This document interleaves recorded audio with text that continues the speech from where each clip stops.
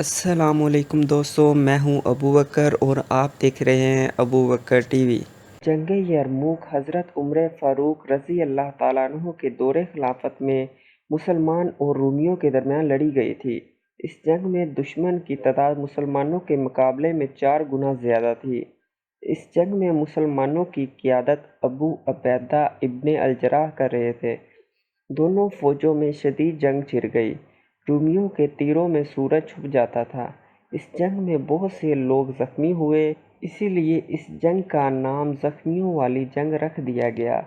جب بھی اسلامی لشکر پسپا ہوتا تو کچھ مجاہد اپنا پرچم تھامے رومیوں کے سامنے ڈٹ جاتے۔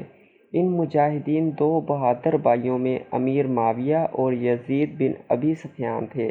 مسلمانوں کے پڑاؤ کے پاس ایک نابینا آدمی کھڑا تھا اور بار بار کہتا تھا کہ اگر یزید یا معاویہ میں سے کوئی پسپا ہوا تو مجھے بتا دینا، میں انہیں مار مار کر واپس بھیجوں گا۔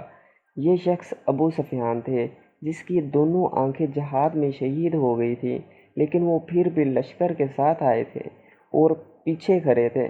میدان جنگ میں ایک خیمے میں مسلمان خواتین ٹھہری ہوئی تھیں، جو مجاہدین کے ساتھ ان کی تیمارداری کے لیے آئی ہوئی تھی۔ مسلمانوں کی مرہم پٹی کرنا اور انہیں پانی پلانا ان کی ذمہ داری تھی۔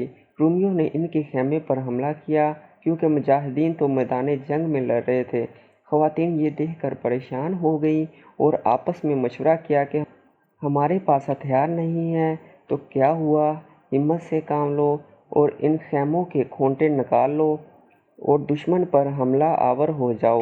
اس تجویز کو سب نے پسند کیا اور کھونٹے نکال کر دشمن پر حملہ کیا۔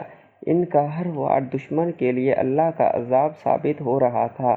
اچانک ایک طرف سے نعرہ تکبیر کا شور سنائی دیا اور پیچھے سے خالد بن ولید نے پوری قوت سے دشمن پر حملہ کر دیا تو رومی فوج وہاں سے بھاگ اٹھی۔ اس جنگ میں دشمن کے ہزاروں فوجی ہلاک ہوئے اور بہت سے جنگی قیدی بنا لیے گئے۔ رومی بادشاہ ہرقل کو جب اس ناکامی کا پتہ چلا تو وہ وہاں سے بھاگ کر ترکی چلا گیا اور کہا کہ الوداع سرزمین شام۔